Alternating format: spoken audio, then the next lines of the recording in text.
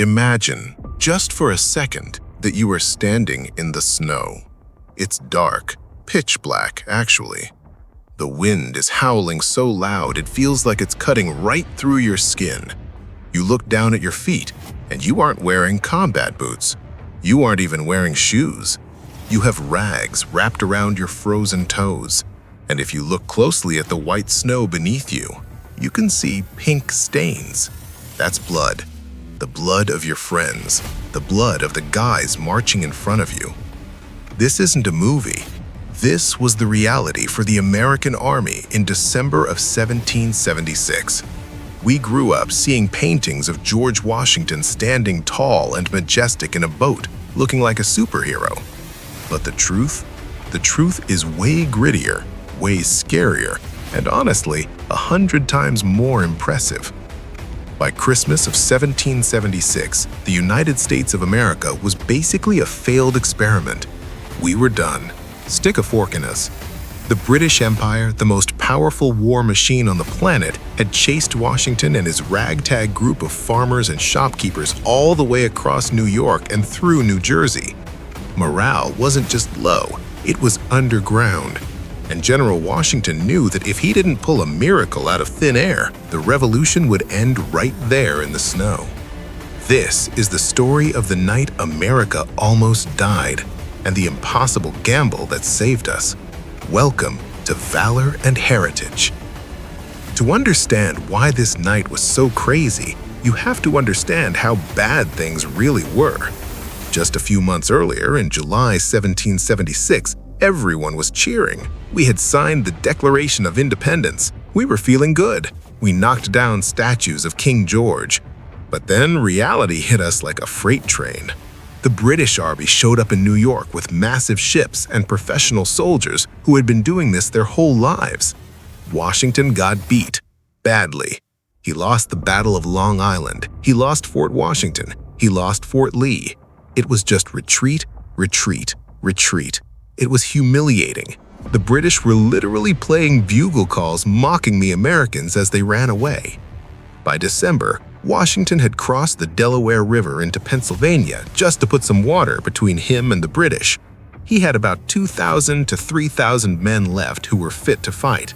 And fit to fight is using the term loosely. These guys were sick, they were hungry, and they hadn't been paid. But here's the real kicker, the ticking clock that made everything worse. Most of these soldiers had signed contracts, enlistments, that expired on December 31st, New Year's Eve. That meant in less than a week, Washington's army wasn't just going to be small, it was going to legally dissolve. Poof, gone. Everyone goes home to their farms, the British walk into Philadelphia, hang the Congress, and the United States remains a British colony. On the other side of the river, in a town called Trenton, New Jersey, there was a garrison of Hessians. Now, who were the Hessians? These weren't your average redcoats. These were German mercenaries hired by the king. They were professional terminators. They had big mustaches, tall brass hats, and they terrified the Americans. They were resting comfortably in Trenton, waiting for the river to freeze over so they could walk across and finish Washington off. They assumed the war was over. They assumed the Americans were too weak, too pathetic to even try anything. And honestly, they were right to think that. Any sane general would have hunkered down for the winter. But Washington wasn't a sane general. He was a desperate one. And he had help from a guy named Thomas Paine. Paine wrote a pamphlet called The American Crisis. He sat by a campfire and wrote these famous words. "These are the times that try men's souls. The summer soldier and the sunshine patriot will, in this crisis, shrink from the service of their country." Washington ordered this read to his troops. He needed them to remember why they were freezing to death. He needed them to get angry, because he had a plan. A plan so crazy that his own officers thought he had lost his mind. The plan was a coordinated surprise attack. 3 different groups of Americans would cross the Delaware River at night, in the dark, and surround the Hessians in Trenton. They would strike at dawn before the Germans could wake up and organize. It relied on absolute secrecy and perfect timing. If they were caught on the river, they'd be sitting ducks. If the ice was too thick, they'd get stuck. If the British spies found out, it was a massacre. It was victory or death. And I'm not just being dramatic. Victory or death was literally the password Washington chose for the operation. Christmas night, December 25th, 1776. As the sun went down, the weather turned against them. A massive nor'easter storm blew in. We're talking rain, then sleet, and finally heavy driving snow. The temperature dropped. The river, which was already dangerous, started clogging up with massive chunks of ice floating downstream like battering rams. This wasn't a calm paddle across a lake. This was a nightmare. Washington had a secret weapon, though. He had Colonel John Glover and his regiment from Marblehead, Massachusetts. These guys were tough. They were fishermen and sailors before the war. They knew water. If it wasn't for these guys steering those boats, the revolution sinks right there. They had to navigate these flat-bottomed Durham boats, which were basically oversized ore haulers loaded with men, horses, and heavy cannons through a pitch-black river filled with crushing ice. And let's talk about the artillery. Henry Knox, Washington's artillery chief, was a big, booming guy with a loud voice. He had to get 18 cannons across that river. Do you know how heavy an 18th century field cannon is? And they were loading these onto wet, slippery wooden boats in the dark with horses that were spooked by the storm. It took hours longer than planned. Washington stood on the bank, watching the schedule fall apart. The plan was to be across by midnight. They didn't finish until 3 a.m. Remember those 3 groups I mentioned earlier? The other 2 failed. The ice was too bad for them. They turned back. Washington was the only one who made it across, and he didn't even know he was alone. He had about 2,400 men on the Jersey side. They were wet, they were freezing, their gunpowder was soaked, and they were 3 hours behind schedule. The surprise element of a pre-dawn attack was slipping away. Once they crossed, they still had to march 9 miles to Trenton.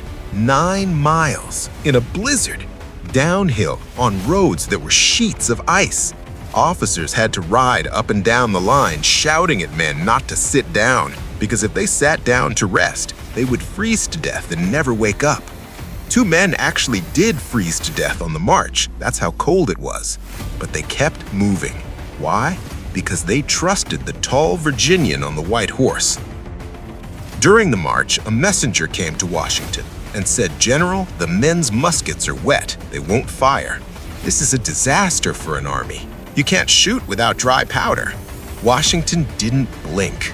He looked at the officer and said, "Tell them to use the bayonet. The town must be taken." That is leadership. That is the definition of valor. He wasn't turning back. It was all or nothing. We're going to get to the battle in just a second, and trust me, the payoff is incredible. But first, if you believe that this kind of history deserves to be remembered, if you think the sacrifices of these men shouldn't be forgotten in a dusty textbook, do us a favor. Hit that subscribe button and ring the bell. We are building a community here at Valor Heritage for people who love this country and its history.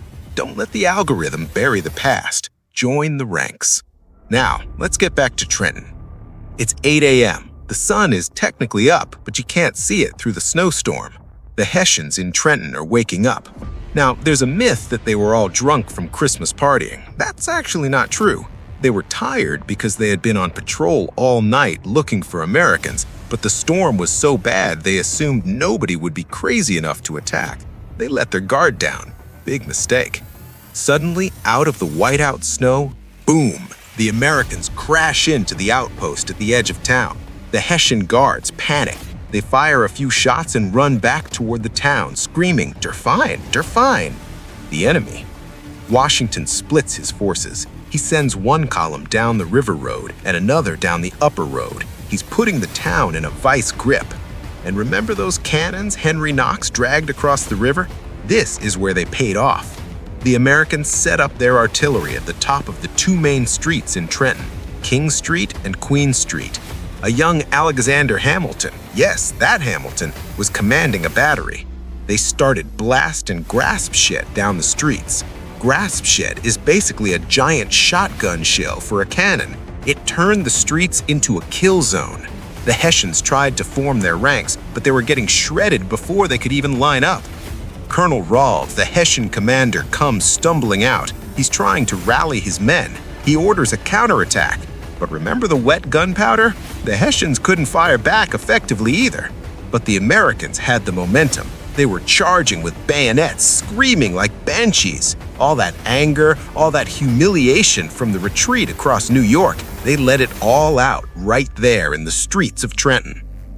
It was chaos. The Hessians were trapped. They tried to break out toward a bridge to escape, but the Americans were already there, blocking the path. Washington was riding in the thick of it, exposing himself to fire, directing the troops. His horse could have been shot out from under him at any moment, but he didn't care. He sensed victory.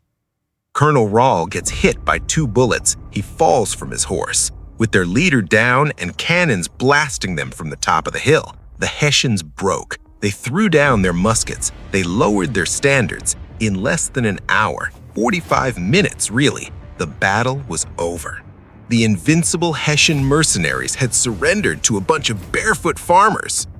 The numbers were staggering. The Americans captured nearly 900 Hessians. They took tons of supplies, muskets, powder, shoes, finally, and food. Do you know how many Americans died in the battle? 0. 2 froze to death on the march, and a few were wounded, including a young James Monroe, another future president. But not a single American was killed in combat. It was a miracle. But the real victory wasn't the prisoners or the supplies. It was psychological. The news of Trenton spread like wildfire across the colonies. People couldn't believe it. Washington beat the Hessians in a storm? Suddenly, the revolution wasn't a lost cause anymore. It was alive. Few days later, those enlistments I told you about were set to expire. The soldiers were free to go. Washington lined them up and asked them to stay just 6 more weeks. He offered a bounty of $10, his own personal money. At first, nobody stepped forward. They were tired. They wanted to go home. Washington rode to the front of the line and said, "My brave fellows, you have done all I asked of you to do, and more than could be reasonably expected. But your country is at stake." One by one, they stepped forward. They chose to stay. They chose to fight. And because they stayed, they went on to win another battle at Princeton a week later, and eventually, they won the war. The crossing of the Delaware wasn't just a military maneuver. It was the moment the American spirit refused to die. It taught us that when things are at their darkest, when the odds are impossible, and when the whole world counts you out, that is exactly when you push forward. That is the heritage we have inherited. If you enjoyed this story, you are going to love what we have coming next. We're going to dive into the forgotten heroes of the Civil War and the secret history of the Founding Fathers. This is just the beginning.